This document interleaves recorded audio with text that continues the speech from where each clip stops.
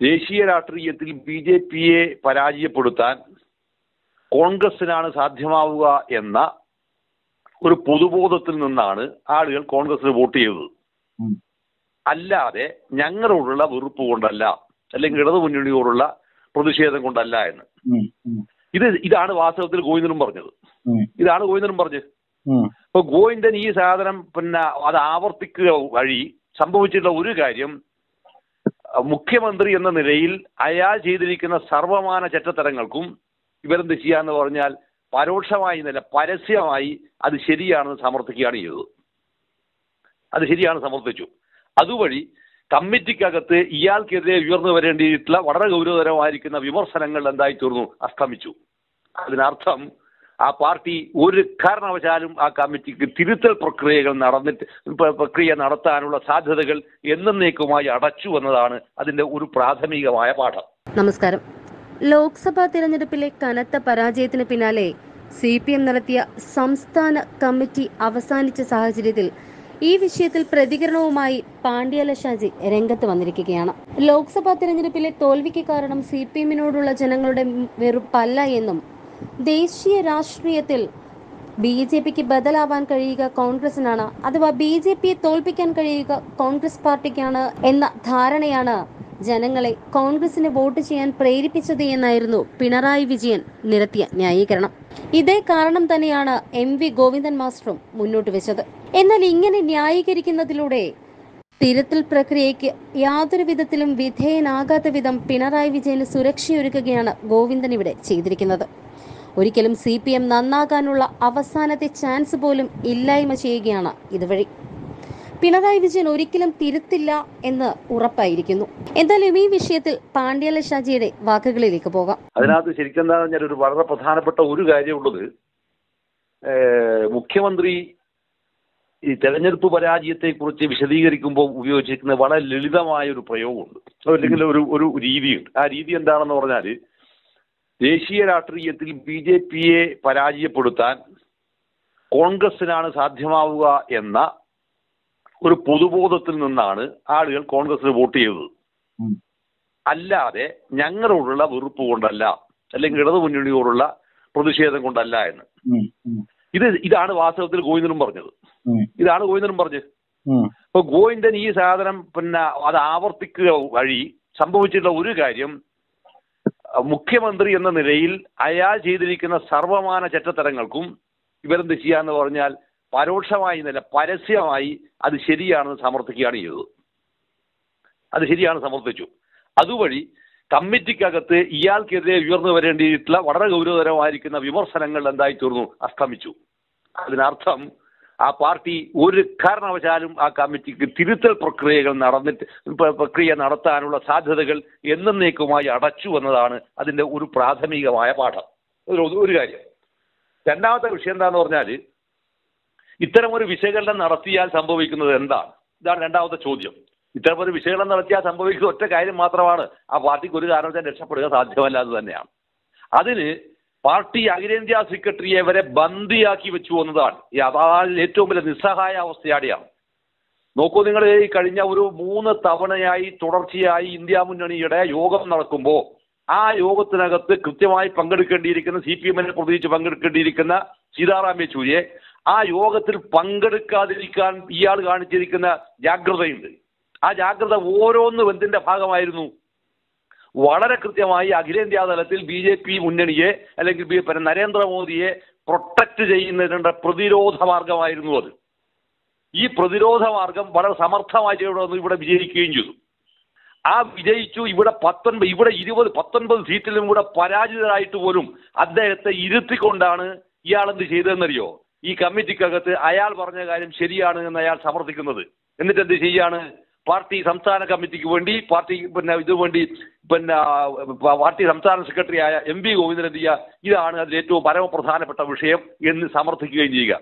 ഇതുവഴി കേരളത്തിലെമ്പാടുമുള്ള പാർട്ടി സഖാക്കൾ എന്താണ് വാസ്തവത്തിൽ ഇനി ആലോചിക്കേണ്ടത്?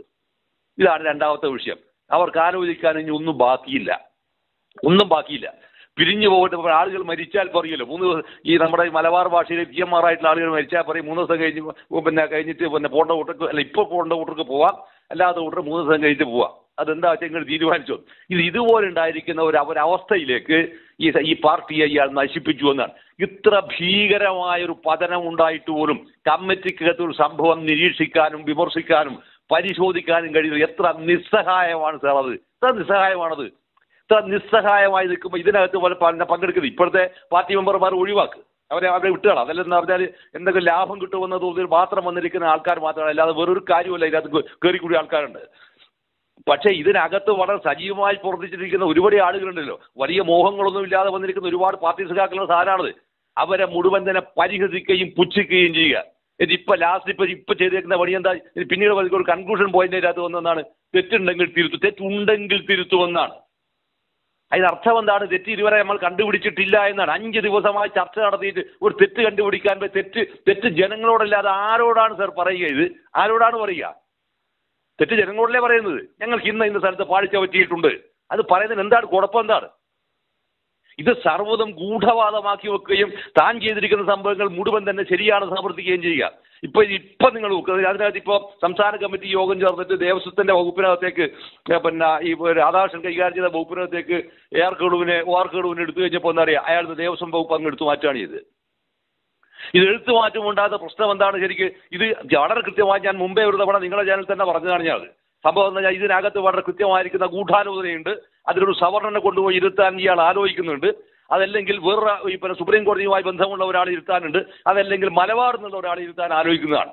പക്ഷേ ആ സംഗതി അയാളത് പൊളിഞ്ഞു പോയത് എവിടെയാണെന്ന് പറഞ്ഞാൽ ഈ 19 സീറ്റിലും ദാരുണമായി പരാജയപ്പെട്ടുകൊണ്ടുണ്ടായിരിക്കുന്ന തിരിച്ചടിയിൽ നിന്ന് ഒഴിവാകാനും കൂടിയാണ് വാസ്തവത്തിൽ ഈ OR കേളു എന്ന് പറഞ്ഞ ആളെ കൊണ്ടുപോയിട്ട് ഇപ്പോൾ ഇവിടെ ഇരുത്തിയിട്ടുള്ളത്. അയാൾ ഏറ്റവും സുപ്രധാനമായിരിക്കുന്ന വകുപ്പ് എന്താ?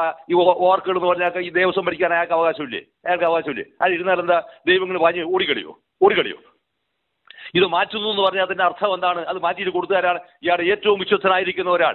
ഈ തെരഞ്ഞെടുപ്പിനകത്ത് കോട്ടയത്ത് ഭീകരമാവിധം പരാജയപ്പെട്ടിട്ടുള്ള ഒരാൾ, അയാളുടെ കോൺസ്റ്റിറ്റ്യുവൻസിക്കകത്ത് അയാളുടെ കയ്യിലേക്ക് അത് കൊടുത്തു എന്നാണ് വിഷ്വൽ മീഡിയയിൽ വന്നിരിക്കുന്ന വാർത്തകൾ വരുന്നത്. ഇതെല്ലാം ശരിക്കും നമുക്ക് അനുഭവങ്ങളിൽ നിന്ന് പാഠം പഠിക്കാതിരിക്കുകയും താൻ നിശ്ചയിച്ചിരിക്കുന്ന അജണ്ടകൾ എത്ര ഭംഗിയായി ഇതിനകത്ത് ഇമ്പോസ് ചെയ്യാനുള്ള എന്റെ ശക്തിയും എന്റെ അധികാരവും ഇപ്പോഴും ഒരുത്തരും ചോദ്യം ചെയ്തിട്ടില്ല എന്നും ഒരുത്തരും ചോദ്യം ചെയ്യാൻ ആരുടെ മുമ്പിലിരുന്നാൽ പോലും ഞാൻ സമ്മതിക്കില്ല എന്ന് പറയുന്ന ധിക്കാരമാണ് വാസ്തവത്തിൽ ഈ 5 ദിവസം നടന്നിരിക്കുന്ന കമ്മിറ്റിയുടെ ബാലൻസ് ഷീറ്റ് എന്ന് പറയുന്നത്. അതുകൊണ്ട് സത്യത്തിൽ എന്താണെന്ന് പറഞ്ഞാൽ ആ പാർട്ടിയുടെ ഞാൻ കഴിഞ്ഞ 2 തവണയും ഞാൻ പറഞ്ഞതാണ്, ആ പാർട്ടിയുടെ മരണത്തിലേക്ക് വിട്ടുകൊടുക്കുന്നതിന് പാർട്ടി സെൻട്രൽ ലീഡർഷിപ്പ് മൗനാനുവാദം നൽകിയിരിക്കുന്നു എന്നതാണ് ശരിക്കും ഇതിന്റെ ഒരു ബാക്കി പത്രമായിട്ട് എനിക്ക് തോന്നുന്നത്. മറ്റല്ലാതെ അതിൽ നിന്ന് ഒരു വസ്തു പ്രതീക്ഷിക്കാനില്ല. ഇത് വേണമെങ്കിൽ എന്താ പറയുക, മേമ്പൊടിക്ക് ഇങ്ങനെ പറയുന്നത് പിട്ടുന്ന തേങ്ങ പോലെ പറയുന്നുണ്ട് BJP-യുടെ വളർച്ച. ആരാണ് ഈ BJP എന്ന് പറയുന്ന രാഷ്ട്രീയ പാർട്ടിക്ക് വളർച്ച? ഇവരുടെ പുതിയ അനുഭവമാണ് ഇവർക്ക്. ആണോ ഇത്? 1967 UP-യിലെ പഞ്ചാബിൽ മന്ത്രിസഭ ഉണ്ടാക്കിയപ്പോൾ ആ മന്ത്രിസഭയ്ക്ക് പാർട്ടിക്ക് ഭൂരിപക്ഷമില്ലാത്ത സ്ഥലത്ത്, പാർട്ടിക്ക് ഭൂരിപക്ഷമില്ലാത്ത MLA-മാർ ഇല്ലാതിരുന്ന സ്ഥലത്ത്, അല്ലെങ്കിൽ നിയമസഭയെ കൺട്രോൾ ചെയ്യാൻ കഴിയുന്ന അംഗബലമില്ലാതിരുന്ന സ്ഥലത്ത് മന്ത്രിസഭയിൽ അംഗമാവാൻ പാടില്ല എന്ന തീരുമാനത്തിന്റെ അടിസ്ഥാനത്തിൽ പഞ്ചാബിലെ മന്ത്രിസഭയിൽ നിന്ന് മാറി നിൽക്കണമെന്ന് പറഞ്ഞപ്പോൾ അതിൽ കൃത്യമായി പൊളിച്ച ആളായിരുന്നു ഇതിന്റെ പഴയ അഖിലേന്ത്യാ ജനറൽ സെക്രട്ടറി ആയിരുന്ന ഹർഷൻ സിംഗ് സുർജിത്ത്. അദ്ദേഹം ചെയ്തെന്താണെന്ന് അറിയൂ? അദ്ദേഹം അന്ന് കൽക്കട്ടയിലാണ് പാർട്ടിയുടെ ഹെഡ്ക്വാർട്ടർ. ഈ കൽക്കട്ടയിൽ നിന്ന് അയാൾ അവിടുന്ന് മടങ്ങി വരികയും അങ്ങനെ പഞ്ചാബ് കേന്ദ്രീകരിച്ച് അയാൾ പ്രവർത്തനം തുടങ്ങുകയും അങ്ങനെ പഞ്ചാബിൽ ഈ കേരളത്തിലുണ്ടാക്കി ഇടതുപക്ഷ ജനാധിപത്യ മുന്നണി എന്ന് പറഞ്ഞ ഒരു മുന്നണി സംവിധാനം ഉണ്ടാക്കിയത് പോലെ ഒരു ലൈസൺ കമ്മിറ്റി ഉണ്ടാക്കി ആ കമ്മിറ്റിയുടെ ചെയർമാനായി അവിടെ ഭരണം നടത്തിയത് ഇതേ സുർജിത്തായിരുന്നു. ഏത് കാലം മുതൽ ഇവർ BJP-യുമായിട്ട് ബന്ധമുണ്ട് ഇവർക്ക്? ആരുടെ പബ്ലിക്കിനെ പറ്റിക്കാൻ പറയുന്ന സംഭവമല്ലേ ഇതല്ലോ. ബീഹാറിൽ ഇവർ മുന്നണിയുടെ ഭാഗമായി നിന്നിട്ടില്ലേ? UP-യിൽ ഇവർ മുന്നണിയുടെ ഭാഗമായി നിന്നിട്ടില്ലേ? എവിടെയാണ് ഇവർ ഭാഗമാവാതിരുന്നിട്ടുള്ളത്? അപ്പൊ ഇങ്ങനെ വരുമ്പോൾ ഇവർ തമ്മിലുണ്ടായിരിക്കുന്ന വളരെ ദുരൂഹമായ ബന്ധത്തെ കേരളത്തിലെ വോട്ട് ബാങ്കിന്റെ വിഷയം വെച്ചുകൊണ്ട് അല്ലെങ്കിൽ അതിനെ മാത്രം ലാക്കാക്കിയിട്ട് മതന്യൂനപക്ഷത്തെ ഞങ്ങളുടെ കൂടെ നിർത്തിയിട്ട് അവരെ പറ്റിക്കുകയായിരുന്നു എന്ന് തിരിച്ചറിയുന്ന ഒരു തിരഞ്ഞെടുപ്പും കൂടിയായി 2ാം ഘട്ടത്തിൽ നടക്കുന്ന പരാജയത്തിന് ഇവർ പഠിച്ചിരിക്കുന്ന പാഠം അതാണ്. അതുകൊണ്ട് തന്നെ ഇതിനേക്കാൾ വഷളായിരിക്കുന്ന രാഷ്ട്രീയ കാലാവസ്ഥയിലേക്ക് ഇത് പോയാൽ അതിൽ അത്ഭുതപ്പെടാനില്ല എന്നാണ് അന്തകുമാർ എനിക്ക് തോന്നുന്നത്. അതുകൊണ്ട് ഇതിൽ നിന്ന് ഒരു പുതിയ പാഠമൊന്നും അവർ പഠിക്കാൻ പോകുന്നില്ല എന്ന് വ്യക്തമായി കഴിഞ്ഞു. എനിക്ക് തോന്നുന്നത് അങ്ങനെ എനിക്ക് തോന്നുന്നത്. ഹലോ, ഇവരെ പാഠം പഠിച്ചില്ല, ഇപ്പോഴും അത് തന്നെ പിണറായി വിജയന്റെ കാൽച്ചോട്ടിൽ കിടന്ന് കളിക്കാണ് ഗോവിന്ദൻ. അപ്പൊ ഈ സന്ദർഭത്തിൽ ഈ പാർട്ടി എന്തായി തീരും തോന്നുന്നു? അല്ല, പാർട്ടി ഇത് ഡിസിൻറ്റഗ്രേറ്റ് ചെയ്യപ്പെടുന്നതാണ്. പാർട്ടിയിലെ ആളുകൾ, അതായത് ഞാൻ നേരത്തെ പറഞ്ഞല്ലോ, ഈ മരിച്ചു കഴിഞ്ഞാൽ പിന്നെ വന്നിരിക്കുന്ന ബന്ധുക്കളായിരിക്കുന്ന ആൾക്കാരുണ്ടോ, അവരോട് പറയും പിന്നെ ഇന്ന് പോകേണ്ടവർക്ക് ഇന്ന് പോവാം, 3 ദിവസം കഴിഞ്ഞ് പോകേണ്ടവർക്ക് 3 ദിവസം കഴിഞ്ഞ് പോവാം. ഇതാ സംഭവിക്കാൻ പോകുന്നത്. ആളുകൾ പിരിഞ്ഞു പോകും.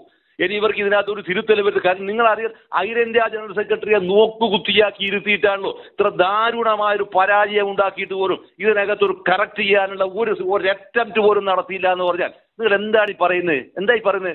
വെറുതെ അല്ലല്ലോ CPI അങ്ങേ പറഞ്ഞല്ലോ ഈ മുന്നണി പൊളിക്കണം. യഥാർത്ഥത്തിൽ ചെയ്യേണ്ട സംഭവം എന്നറിയോ? യഥാർത്ഥത്തിൽ CPI അവരുടെ രാഷ്ട്രീയ നിലപാടിൽ ഗൗരവമായിരിക്കുന്ന പുനഃപരിശോധന നടത്തണം. വളരെ ഗൗരവമായി CPI പുനഃപരിശോധന നടത്തണം. ഈ ഗൗരവതരമായി പുനഃപരിശോധന നടത്തിയാൽ മാത്രമാണ് ദേശീയ രാഷ്ട്രീയത്തിൽ ഇടതുപക്ഷത്തിന് ദിശാബോധം നൽകാൻ ആകെ ബാക്കിയുള്ള ഒരു കഷ്ടം എന്ന് പറയുന്നത് CPIയുടെ പഴയ കാലത്ത് ഉയർത്തപ്പെട്ടിരിക്കുന്ന പൊളിറ്റിക്സ് മാത്രമാണ്. CPM അങ്ങനെ പണ്ട് ഒരു പൊളിറ്റിക്സ് ഇല്ലാതെ ഇതിന്റെ വിഷയമല്ലാത്തതുകൊണ്ടാണ് ഞാനത് പറയാത്തത്. അതുകൊണ്ട് ഞാൻ പറയാൻ വെക്കുന്നത് അങ്ങനെ ഒരു ദിശാബോധമില്ലാത്തൊരു പാർട്ടിയെ ഇടതുപക്ഷത്തിന് വലിയ കക്ഷികളായി കൊണ്ടുവരുന്നതിന് പകരം അത്തരം ഒരു ദിശാബോധത്തെ നിർണായകമായിരിക്കുന്ന പങ്ക് വഹിച്ചിട്ടുള്ള CPI അതിന്റെ രാഷ്ട്രീയ നിലപാടിൽ ഗൗരവതരമായിരിക്കുന്ന ഘടനാപരമായ മാറ്റം വരുത്തുകയും അതിന്റെ തിയററ്റിക്കൽ സെൻസിൽ മാറ്റം വരുത്തിയിട്ട് ഒരു പുതിയ മുന്നണി സംവിധാനത്തിലേക്ക് പ്രവേശിക്കുന്നതിലൂടെ മാത്രമേ കേരളത്തിനകത്ത് ഇനി ഇടതുപക്ഷത്തിന് നിലനിൽപ്പിനുള്ള വിദൂര സാധ്യത ഉണ്ടെങ്കിൽ അത് ഉണ്ടാവുകയുള്ളൂ. അതുകൊണ്ട് ഞാൻ വിദൂര സാധ്യത എന്ന് മാത്രമേ പറയുള്ളൂ, മറ്റല്ലാതെ ഉണ്ടാവില്ല. അതുകൊണ്ട് ഇയാൾ അത് ഞാൻ മുന്നേ ഒരു ഇങ്ങോട്ട് ഇയാൾക്ക് എന്താണ് ഈ പാർട്ടി നയിച്ചു പോയ അയാൾക്ക് എന്തെങ്കിലും ഉണ്ടോ? ഒരു വസ്തു ഇയാൾ സംഭവിക്കില്ല.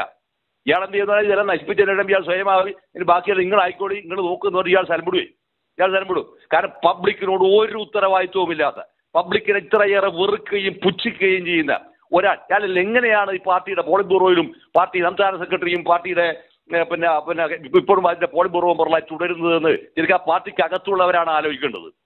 അതോടൊപ്പം തന്നെ ഇയാളെ താങ്ങിയിരിക്കുന്ന ഓരോ ആളും, ഞാൻ ഇന്നലെ പറഞ്ഞ സംഭവമാണ്, ഓരോ ആളുകളോടും ആലോചിക്കേണ്ടത് ഇയാൾ ഈ പാർട്ടി എവിടത്തേക്കായിരുന്നു നയിച്ചത്, എവിടത്തേക്കാണ് ഇപ്പോൾ നയിച്ചുകൊണ്ടിരിക്കുന്നത്. നിങ്ങളൊന്ന് ആലോചിച്ച് നോക്കിയാട്ടെ. ഇത്രയേറെ കറപ്റ്റ് ആയിരിക്കുന്ന ഒരാൾ, ഇത്രയേറെ അഴിമതി ആരോപണത്തിന് വിധേയമായിരിക്കുന്ന ഒരാൾ ഈ കേരളത്തിലെയോ ഇന്ത്യയിലെയോ കമ്മ്യൂണിസ്റ്റ് പാർട്ടി ഹിസ്റ്ററി ഇതുവരെ ഉണ്ടായിട്ടില്ലല്ലോ. ഏറ്റവും വലിയ ആരോപണത്തിന് മറ്റു രീതിയിൽ പിന്നെ ഒരു 35 വർഷക്കാലം പറ്റുമെങ്കിൽ ജ്യോതി ബാസു ആരോപണത്തിന് വിധേയമായിട്ടെങ്കിലും പിന്നെ അദ്ദേഹം ഇത്തരത്തിൽ ആരോപണത്തിന് വിധേയമായിട്ടോ? നമ്മുടെ മുമ്പിൽ നിൽക്കുന്നതിന് നിർവൻ ചക്രവർത്തി ഇറങ്ങിയിട്ട് പോകുന്ന സമയത്ത് ഒരു സൂട്ട്കേസ് മാത്രം എടുത്തിട്ട് ഇറങ്ങിപ്പോയിരിക്കുന്ന നിർവൻ ചക്രവർത്തി ഇല്ലേ നിൽക്കുന്നു. ഇങ്ങനെയുള്ള ടവറിംഗ് പേഴ്സണാലിറ്റീസ് കമ്മ്യൂണിസ്റ്റ് പാർട്ടിയോട് നിൽക്കുമ്പോഴാണ് ഈ മഹാപാതകങ്ങൾ ഇങ്ങനെ ചെയ്തിട്ട് നാട്ടുകാരെ മുഴുവൻ തന്നെ ഭീതിയുടെ ഭയത്തിന്റെയും മുൾമുനയിൽ നിർത്തി പറ്റിക്കുകയും കബളിപ്പിക്കുകയും ചെയ്തിട്ട് അയാൾ ഇപ്പോഴും എന്ത് ചെയ്യാണ്? പാർട്ടിക്ക് ജനങ്ങൾക്ക് എനിക്ക് തെറ്റുപറ്റിയിട്ടില്ല എന്ന് സമർത്ഥിക്കാൻ ഈ പറയുന്ന സെക്രട്ടേറിയറ്റിനെയും സംസ്ഥാന കമ്മിറ്റിയും നോക്കുകുത്തിയാക്കി ഇരുത്തി പരിഹരിക്കുകയും പുച്ഛിക്കുകയും ചെയ്തിട്ട് ഒരു പാർട്ടി സെക്രട്ടറി വന്ന് വാർത്താ സമ്മേളനം നടത്തുകയാണ്. എന്നിട്ട് അയാൾ നാണമില്ലാതെ ചോദിക്കുകയാണ് മുഖ്യമന്ത്രി എവിടെയാണ് മാറേണ്ടത് എന്ന്. ഒരു സെൻസുള്ള ഏതെങ്കിലും ഒരു പത്രക്കാരനുണ്ടായിരുന്നെങ്കിൽ അയാൾ ചോദിക്കേണ്ട ചോദ്യമുണ്ട്. ഇയാൾ ഈ പാർട്ടി സെക്രട്ടറിയോട് ചോദിക്കണം, അയാൾ മാറണമോ വേണ്ടിയോ എന്ന്. അതായത് അയാളോട് ചോദിച്ചാൽ അയാൾക്ക് എടുത്തൊരു ഉത്തരവുണ്ട്. ആ ഉത്തരവാണ് നിങ്ങളുടെ പബ്ലിക്കിനോട് പറയേണ്ടവരാണ് പത്രക്കാരങ്ങനെ പറയണം. അത് പറയാനുള്ള ഒരു സംഭവം ഇതെന്താ വെച്ചാൽ അയാളോട് ചോദ്യം ചോദിക്കാൻ പോലും പിന്നെ മടിക്കരുത്. ഈ ചോദ്യം എന്താ മുഖ്യമന്ത്രിയോട് ചോദിച്ചൂടെ? ഇവർക്ക് ചോദിച്ചൂടെ? ഡിപ്പോസിറ്റ് പോയി ചോദിച്ചൂടെ? അത് ചോദിക്കാൻ പോലും പറ്റാത്ത ആളുകളെല്ലാം തന്നെ ഇയാളുടെ എന്താ പറയാ പിന്നെ കുഴലൂത്തുകാരായി മാറ്റിയതിന്റെ എല്ലാം സ്വാഭാവികമായിട്ട് ദുരന്തമാണ്. ഒന്നേ ഉള്ളൂ സംഭവം എന്താന്ന് പറഞ്ഞാൽ ആളുകൾ വളരെ വലിയ തോതിൽ പിന്നെ പ്രതിസന്ധിയെയും പിന്നെ ഇതെല്ലാം അതിജീവിച്ച് അല്ലെങ്കിൽ വലിയ കഷ്ടപ്പെട്ടും നടത്തിയിരിക്കുന്ന ഒരു മൂവ്മെന്റിനെ ഒരാൾ പിണറായി എന്ന് പറഞ്ഞ ഒരു സ്ഥലത്ത്, അതായത് ഞാൻ മുമ്പേ ഒരു തവണ ഒരു ചാനൽ ചർച്ചക്കകത്ത് ഞാൻ പറഞ്ഞതാണ്, ഈ പറയുന്ന ഗ്രാമത്തിന്റെ പേര് ഇയാളുടെ കൂടെ കൂട്ടിച്ചേർത്ത് വെച്ചിട്ട് ഇയാൾ നടത്തുന്ന അങ്ങേയറ്റം പറയപ്പെട്ട കമ്മ്യൂണിസ്റ്റ് വിരുദ്ധമായ പ്രവർത്തനം, ആ പ്രവർത്തനത്തിന്റെ പരിസമാപ്തിയും കൂടിയാണ് ഇന്ന് നടന്നിരിക്കുന്ന പിന്നെ പാർട്ടിയുടെ ഈ പറയുന്ന എന്താ പറയാ അതിന്റെ സെക്രട്ടേറിയറ്റ് സംസ്ഥാന കമ്മിറ്റി യോഗത്തിൽ വെച്ച് അയാൾ മാറേണ്ടതില്ല, അയാൾക്ക് അങ്ങനെ മാറേണ്ട ഒരു വിഷയവുമില്ല എന്ന് പാർട്ടി സംസ്ഥാന സെക്രട്ടറി ആക്കുന്ന ഗോവിന്ദൻ പറഞ്ഞു എന്ന് പറഞ്ഞ അർത്ഥം ഇതിനകത്ത് പാർട്ടി മെമ്പർമാരായിരിക്കുന്നവരോട് പോയിട്ട് പോടാ നീ പോയിട്ട് വേറെ ജോലി നോക്കുമെന്ന് പറഞ്ഞതിന് അത്രമാത്രം പരിഹസിക്കുകയാണ് അയാൾ ചെയ്തത്. ഇത്രയും അപമാനം സഹിച്ചിട്ട് ആ പാർട്ടിക്കകത്ത് തുടരേണ്ടതുണ്ടോ എന്ന് ഓരോ പാർട്ടി കേഡറും അവരവരോട് സ്വയം ചോദിക്കുക മാത്രമാണ് അതിനുള്ള ഏക പോംവഴി. മറ്റല്ലാതെ വേറെ ഒരു വഴിയും ഉണ്ടാവില്ല. മിസ്റ്റർ നന്ദകുമാർ, ഒരു വഴിയും ഉണ്ടാവില്ല, ഒരു രക്ഷയും കിട്ടില്ല. Thank you. Okay okay okay.